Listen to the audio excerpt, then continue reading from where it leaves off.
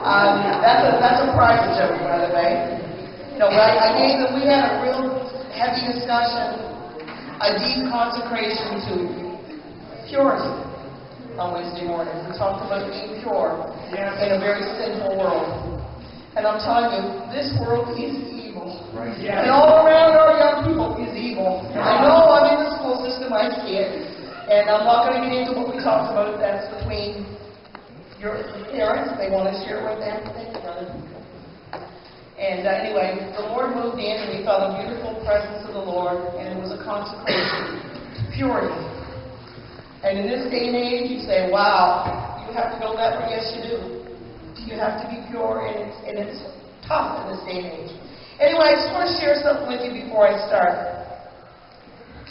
First of all, I want to tell you the way things have flowed this week in the Spirit. Wednesday, I talked about temptation. With every temptation, God has a way of escape. Yes. Then Brother Storm got Wednesday night, and he preached, trials are to test your faith. Used the same scriptures I used, some of them. Then Brother Bliss got up behind him and spoke, are you ready to face the fiery furnace? Yes. To test our faith. Right on. Then Sister Becky up here picked it up this morning. I felt so bad I missed it, Sister Becky. And she gave her personal testimony about from being depressed to now living for God. Yes. What a beautiful testimony. And that Jesus will always help you even when you feel down and you don't know what to do. That Jesus always will be there for you. Sister Calhoun got up behind her and spoke about the story, God calls you. And don't let things from the past paralyze you, but let your light shine and do what God wants you to do. And then this afternoon, Sister Curie got up and she talked about the heart and how David said, create in me a clean heart, O Lord, and surrender. Yes. And then Sister Michaela got up and she talked about the right road, choosing the right path and walking in it. And I got to try to sum it all up and pull it together. But you know what's it's built. It's built all the way through the week, so it's not going to be difficult for me to do. Now, I don't know if the PowerPoint's going to do what it's supposed to do, or if it's not. Probably not. Do you want to give it just a shot there and see if you can get a picture over there? If you can't, that's okay. We're not going to let it bother us at all. Praise God. If it doesn't, I'm okay with that. Technology fails me quite regularly. Ask the people in Kingston. And by the way, it's wonderful to have 3 more people from Kingston. Yeah.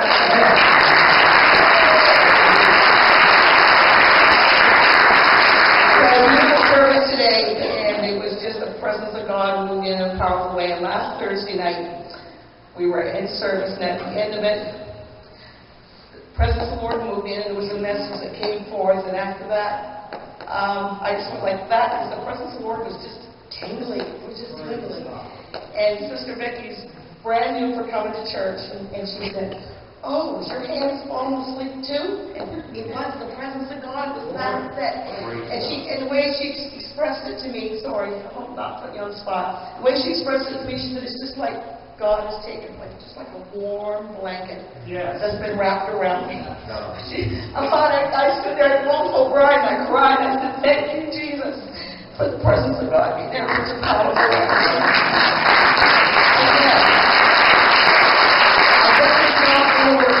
That's okay. That's not a problem, Sister Juanita. You have the song anyway when I get ready for it. Okay? It'll just be a couple of minutes. I want to give you a little bit of information, so you've got to use your imagination, so I can't pull the slides up. I'm going to give you a little bit of information about sparrows.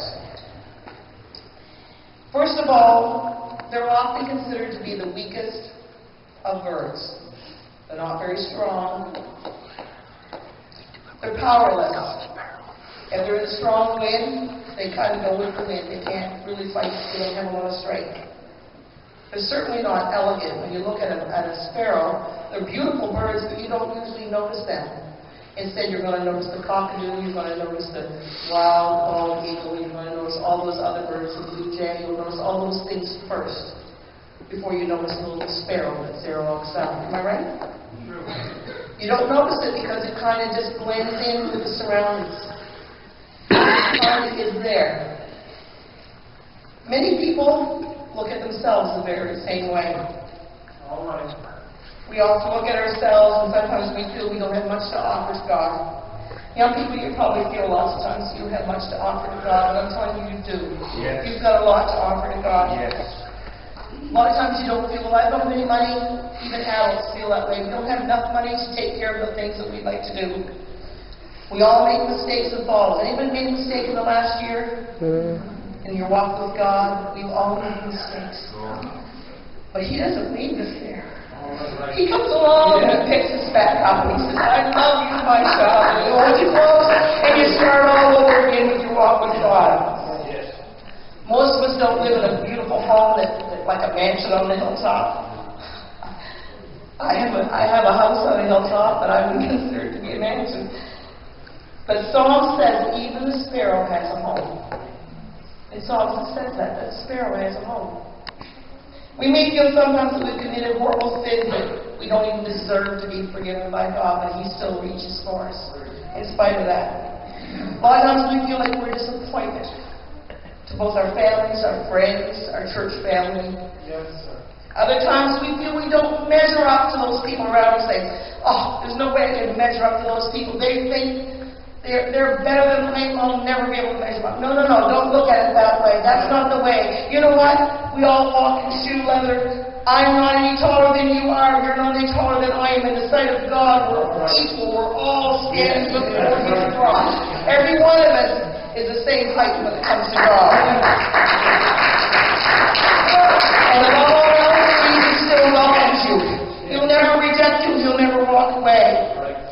And the title of my message tonight is You Are of More Value Than the Sparrows. And we're going to sing a little chorus. I taught Sister Vincent the other night. I hope we can end up with a PowerPoint. Every moment of every day, my Father cares for me. Every moment of every day.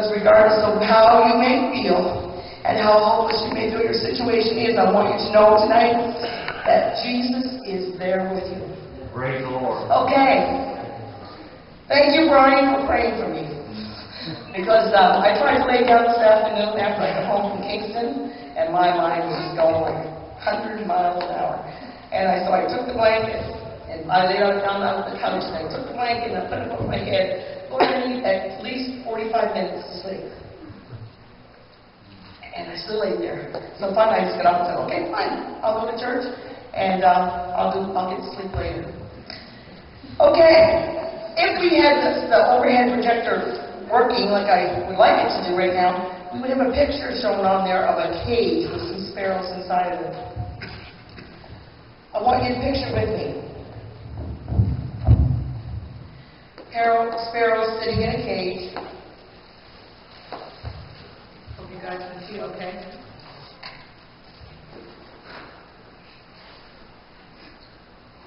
Little sparrows sitting in a cage, along with a whole bunch of other birds.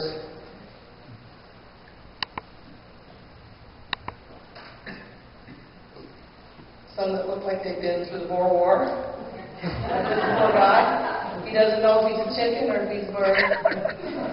Not sure yet. He's either losing his feathers or he's got something stuck to it, whichever you think. Okay. Sparrows sitting in a cage.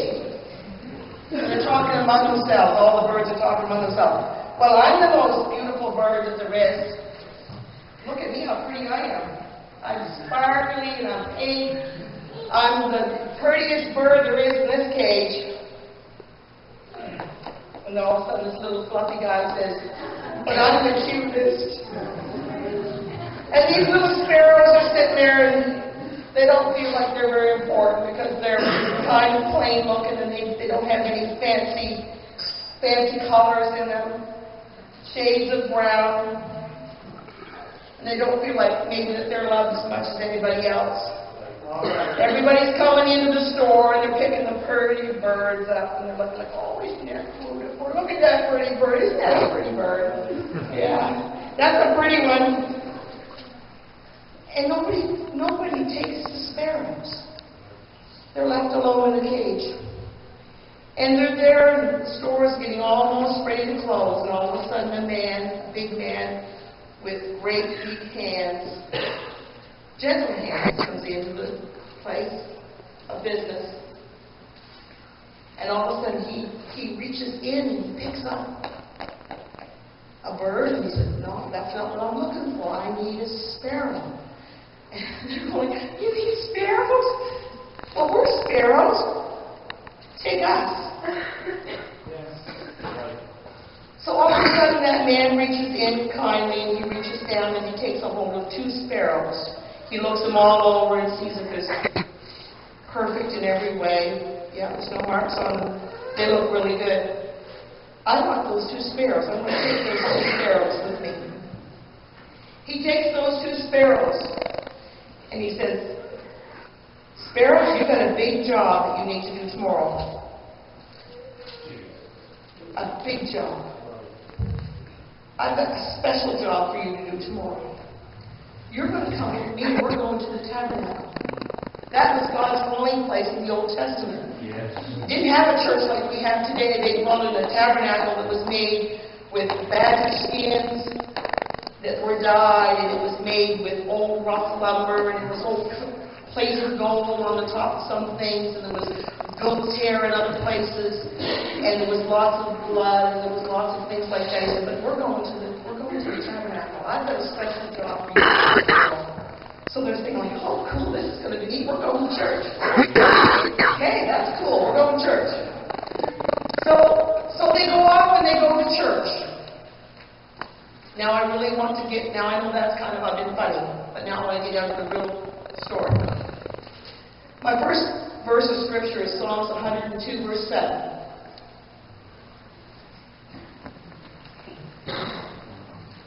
Just waiting for Sister Juanita to get up on the floor there for me. Okay. I watch and I am as a sparrow alone upon the housetop. A lot of times that we feel like we're alone. You ever felt alone? You ever feel like somebody didn't understand you're out there by yourself and nobody cares where you're at? No one understands the situations that you're dealing with in your life. You know what? I've been there. No one understands me. No one understands the pain that I'm going through. I'm up here on top of a housetop all by myself and nobody knows what I'm going through. My next portion of Scripture is Matthew 10, verses 29 to 31. Are not 2 sparrows sold for farming, and one of them shall not fall to the ground without your Father, but the very hairs of your head are numbered. The next portion of Scripture I want to read, and we'll talk about it in a second. Luke 12, verse 6 and 7. It's a similar for reference, I just wanted to read them both before I commented on them. Luke 12:6 and 7. Are not 5 sparrows sold for 2 farthings, and not one of them is forgotten before God? But even the very hairs of your head are all numbered. Fear not, therefore, ye are more valuable than many sparrows. Praise God. You're more valuable than many sparrows. But you know what? The very hairs of your head are numbered. Oh my. The poor bookkeeper that's looking after me, he's got his work cut out for him. Because you know what? I'm not gentle like I should be with my hair. When I'm in a hurry, which I usually am, I am rushing and I'm going, and yeah. I'm sure that poor bookkeeper says, oh, there goes 1,426. Okay, there goes 329. It must keep him busy keeping track of the hairs that I have lost. You know what? My hair in my head is valuable to God. Even more so is my life more valuable to God. Yes. And I am of more value than those. Scripture also says that if a sparrow falls to the ground, that the Lord kind of goes to his funeral. He mourns. He feels bad when the sparrow falls down. Did you know that was in the Bible? He cares about that little tiny bird, and he cares when it falls to the ground and something happens to it. I want you to understand you are more valuable than any sparrow. Young people, you are of value to God. Right. Don't let anyone tell you any differently. Right. I'll tell you, you are of value to God. Yes. You know what? I remember sitting on a Pentecostal pew when I was your age, and I remember serving God in my way. And yes, I love the Lord with all my heart. But at times I got lukewarm in my spirit. At times I didn't raise my hands and lift my hands like I needed to lift my hands. And at times I just got kind of cold in my walk with God. And I'll never forget being in grade 12. And on December the 7th, when I was in grade 12, I remember going down a nice hill. And the vehicle that I was in turned around a circle and upset, went upside down into a great deep ditch. And on great huge rock on either end, so when we went to crawl out, we had to try to squeeze around the rock. The complete roof of that vehicle was crushed, and there was 4 adults and 3 children inside that vehicle. It's a little Toyota car, a little red one.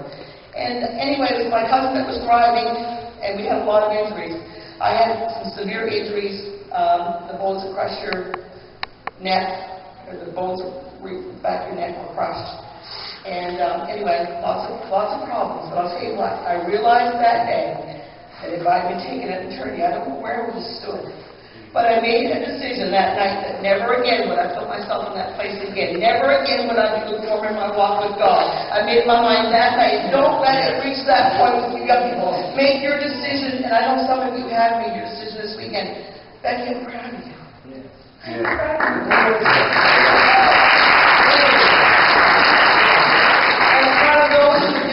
All the life, you know what, it's not easy, but you stood firm, you stood strong in the Word. Anyway, back to my story about my 2 little sparrows. God has a special plan for every one of your lives, and you may not know it right now, but you stick around for a little while, and all of a sudden you'll see God do the things that you never dreamed. Right. I know in my life, all through the years, it just seems like God has had a gradual progression. At times, I fought against the will of God, and I'll never forget Brian and I driving back from Kingston on a Sunday afternoon after we were down there. I just took to crying. I knew that God was calling us to another step further with Him. And you know what? When God calls you, sometimes it's not an easy choice. Brothers and along. It's a tough decision. Right. It was tough for Brothers and Vincent to move across and come over to Canada. It's not easy leaving family and friends. You guys know that. But God is with you every step of the way if you trust Him and you follow along with what He wants to do in your life. The Bible says the very hairs of your head are numbered. I already said that. They're numbered, so you're important to God. In the Old Testament, Jehovah had told Moses the procedure that he had to follow for sacrifice, and when a leper was cleansed. And this is what I want to talk about. Can anyone tell me, young people, can you tell me in the Bible what does leprosy often refer to in the Bible? Anybody know? Leprosy. Well, for sure it could be sickness, but eventually it's sin. Death dying out to the carnal man is death. It's sin in your life. Anytime that you talk about leprosy, it's always referred to as sin in the Bible. Okay. The Old Testament, Jehovah told Moses procedure to follow if the leper was to be cleansed. That's what I'm talking about. We want sin in our life, right? Remember from the very beginning of Genesis? Do you remember the very first sacrifice? What happened? Can some young person tell me what happened to the very first two people? As far as not Adam and Eve, I'm talking about the next two. What was their names? Two boys. Cain and Abel. Cain and Abel. What happened to them? They brought sacrifices. One that was accepted, the other one wasn't. What was wrong? What? Okay, what was one of the sacrifices? Fruit, vegetables, and fruit. And what was the other one? A lamb. The first of the flock. Right from that time onward, all the way, the rest of the way through the Bible, the Old Testament, God always required a blood sacrifice. Abel's offering was accepted because it was a spotless lamb. Cain's offering was rejected because it was the fruit of the ground. It wasn't good. The fruit was great, but that wasn't what God required. He required a blood sacrifice. Hebrews 9:22. And almost all things are by the law purged with blood. And without the shedding of blood is no remission. You cannot be, your sins cannot be taken away. Couldn't, even in the Old Testament, without the shedding of blood. You must have the shedding of blood. We talked about what leprosy means. You know what? Leprosy, from what I've read and studied, leprosy will eat away at your finger until all of a sudden your finger is gone. I seen a picture one time on a site, and it showed a person that their nose was completely gone, and it was eaten away from leprosy. It's a horrible disease. We don't hear much about it around these parts of the world, but if you were to go to Africa, it's a common disease. And it's out of control in a lot of places. Jesus talked about it often in the Bible. It eats and eats and eats and eats at you and destroys, keeps destroying. That's what sin does. It will eat at you and it's never satisfied. It's always wanting more. Give me more, give me more, give me more. I want more of you. It's never satisfied. And these two little birds were going to have to go through a procedure to take care of that leprosy. Leviticus chapter 14, verses 1 to 7. Courtney, you want to come up now? I asked Courtney if she'd be willing to help me tonight, and she said she would. Awesome. Right up here, over this side. Leviticus chapter 14, verses 1 to 7. Isn't she sweet? Yes. You know what? They're not generations now, they're generations from now. God's going to use you, dear. You're right. Okay, Leviticus chapter 14, verses 1 to 7. And the Lord spake unto Moses, saying, This shall be the law of the leper in the day of his cleansing. He shall be brought unto the priest, and the priest shall go forth out of the camp, and the priest shall look, and behold, if the plague of leprosy be healed in the leper, then shall the priest command to take for him that is to be cleansed 2 birds, alive and clean, and cedar wood, and scarlet, and hyssop, which is like a plant. One more. And the priest shall command that one of the birds be killed in an earthen vessel over running water. And as for the living bird, he shall take it in the cedar wood, and the scarlet, and the hyssop, and shall dip them and the living bird in the blood of the bird that was killed over the running water. And he shall sprinkle upon him that is to be cleansed from the leprosy 7 times, and shall pronounce him clean, and shall let the living bird loose into an open field. Same chapter, we're going to go down to verse 49 to verse 53.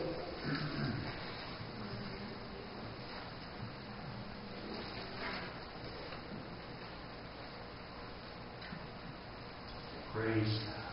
Thank you. shall take to cleanse the house. Now this is when the leprosy has affected the house too. And you know what? I read a story, I heard an article from a missionary that went to, I believe it was Africa, was it right? Ethiopia, sorry. Ethiopia.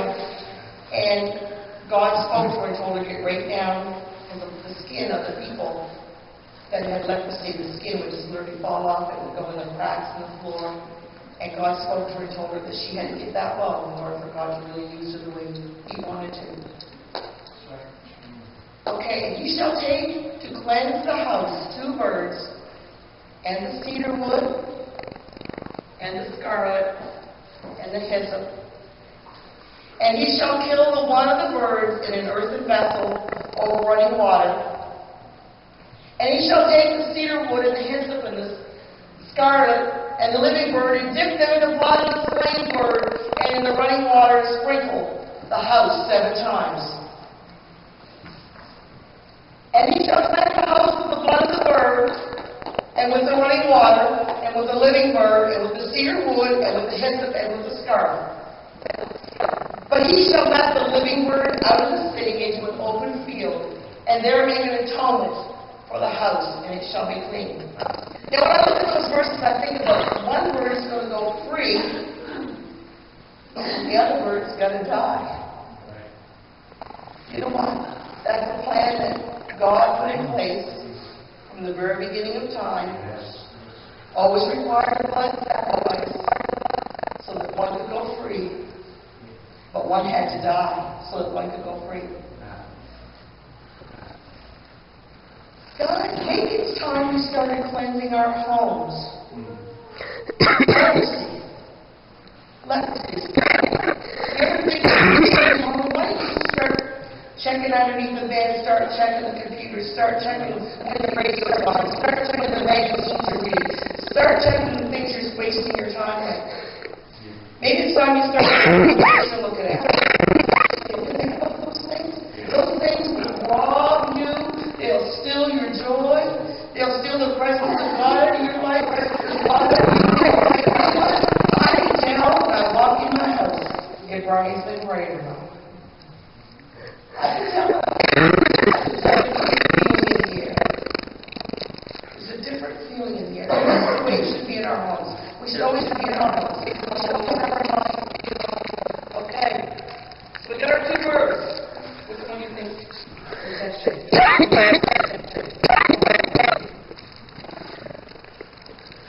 it over. Check it over.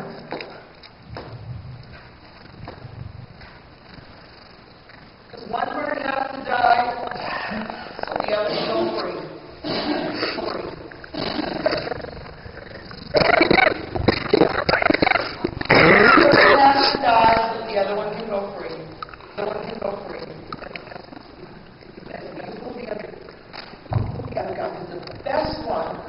Always chose the best.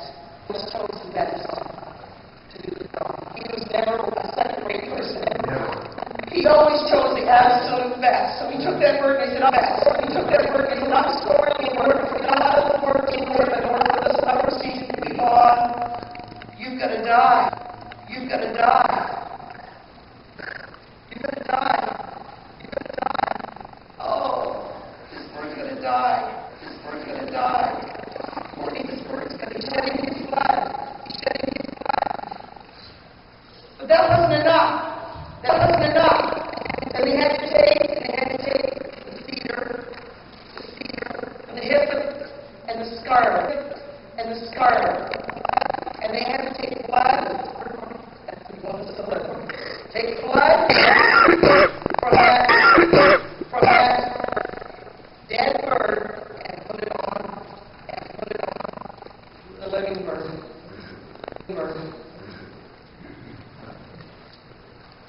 That bird's now marked.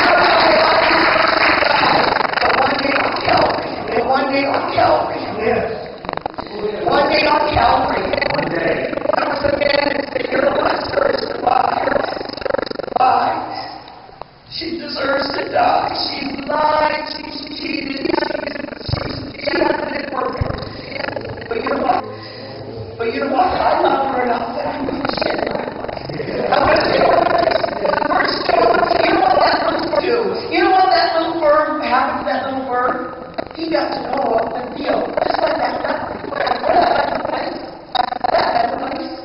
That leper could go back home.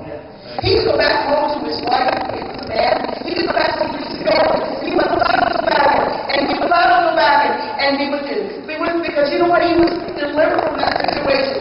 Somebody had paid the price for that leper to go back into his home. He could go back into a home that was free of leprosy. He didn't have to worry about it. John chapter 1 verse 7 says, if we walk in the light as he is in the light, we have fellowship with him and the blood of Jesus Christ cleanses us from L sin. All sin. Not just a little bit of your sin. You know what? Doesn't matter what your sin is. Doesn't matter what you've done in the past. Doesn't matter where you have been or how you may feel low and not forgiven. But the precious blood of Jesus cleanses from all sin. Revelation chapter 1 and verse 5 says, and from Jesus Christ, who is a faithful witness, and the first begotten of the dead, and the prince of the kingdom of the earth, unto him that loved us and washed us from our sins in his own blood. Praise God. He washed us from our sins. Just you, my dear. He was willing to die for just you. Praise He God. loved you that much. He loves you even more than Mommy does, or Daddy does, or Granny does. He loves you that much. He cared enough about you that he was willing to die. Praise to God. take your place. Hallelujah. John 1 verse 29 says, and the next day John seeth Jesus coming unto him and saying, behold the Lamb of God, which taketh away the sin of the whole world. The Lamb, he became the Lamb. Remember back to Abel? Abel's sacrifice was accepted. It was a lamb. He still became the Lamb. John said, behold the Lamb of God. That's what he is to us today. Behold the Lamb of God. You know what we deserve to die? No one here can say that they've never sinned. We've all been guilty of sin. Yet Jesus stepped in, he took my place and your place. His blood that was shed was for the sins of the whole world. Now I have a little story to tell you. And I really wish I had the slides for this because it really demonstrates it well. However, we'll go on. The birds. And I'm closing soon. As you can tell. Mr. Vince was coming to keep one. The birds. In a small town in Georgia, a man met a little boy with a cage full of birds in his hand. He said, son, what do you got there? He said, I got me a cage full of wild birds. He said, son, what are you going to do with them, son? Oh, I'm just going to take them out. I'm going to play with them. I'm going to tease them. I'm going to torment them. Then I'm going to take them to the woods and I'm going to kill them. The man's heart was touched with compassion. And he said, what will you take from them, son? Mister, they're no good. I didn't ask you that. I said, what will you take from them, son? Mister, they're just a cage full of wild birds. Son, what's your price? The little boy thought, oh, I'm going to make a killing. I'm going to really fool this man. He said, all right, mister. If you want, the price is going to be high. They're going to cost you $1 a piece for each one of them. That's a lot of money for just a sparrow, just a bird. The man said, you got a deal. So he paid him the price for the birds. And he carried the birds to the outskirts of town, onto a little hill, and he opened up the door to the cage. He said, little birdies, I paid your price. Yes. Now you can go free. Praise God. But the birds, they've been in the cage for so long that they didn't trust anybody. They didn't know what to do. They didn't know how to get out. They They didn't believe the man. And they would come out for a long, long time, and he'd coax them, and finally he had to take them and put them on his hand, and gently he'd lift them out to the air, and he'd lift them, and then they'd fly off to freedom. He'd hold them up and say, little birdies, you're free. I paid your price. Now picture with me. Nearly 2,000 years ago, Satan met Jesus. And Jesus asked Satan, he said, Satan, what do you got there? He said, oh, I got a whole world full of sinners. I got young people. What are you going to do with them? Oh, I'm just going to play with them. I'm going to tease them. I'm going to lie to them. I'm going to fill them full of the world. And then I'm going to kill them. Jesus was touched with the love and compassion. What will you take for them, Satan? They're no good. You wouldn't want them. You got a bunch of liars, adulterers, fornicators, people that are perverted, almost sinners. They're no good. I tell you, they're no good. You don't want them. What's your price, Satan? All right. You really want them? Well, the price is going to be high.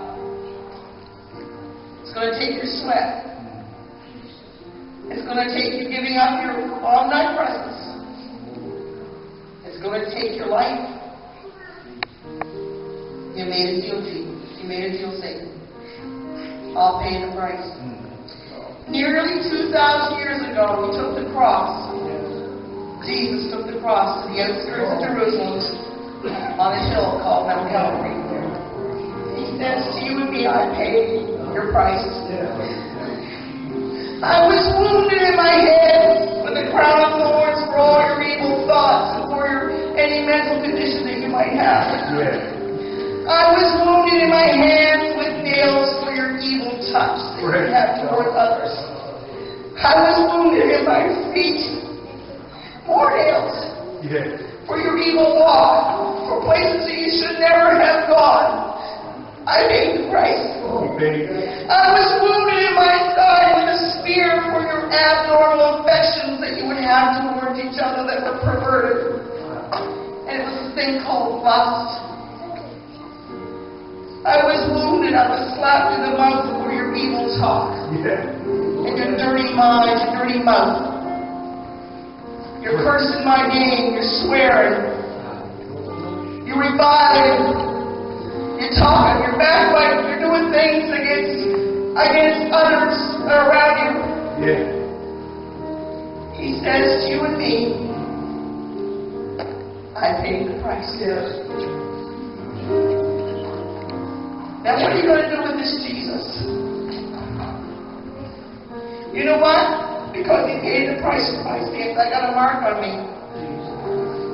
I got a mark on my life. When I walk down the street, I want people to know that I'm different. I don't walk the way the world walks.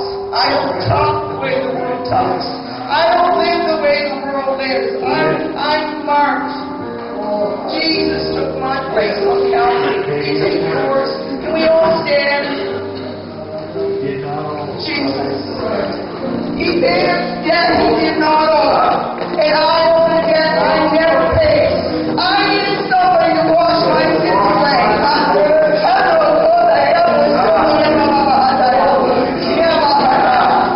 But Jesus came. Jesus took my place. Just like the little sparrow took the place of the other sparrow. So that he could go free. Jesus took my place on Calvary. He paid a debt I could never pay. I deserved to die. I had every punishment that could possibly be against me, against my life. But Jesus came along and said, set aside. Here, I'm set aside. I'm going to take your place. You can go free, my dear. You can go free. No more get to live to be a slave to sin and the world. You can go free. And you know what? I accept that. I accept that today. I can sing a brand new song. Pastor, let's go.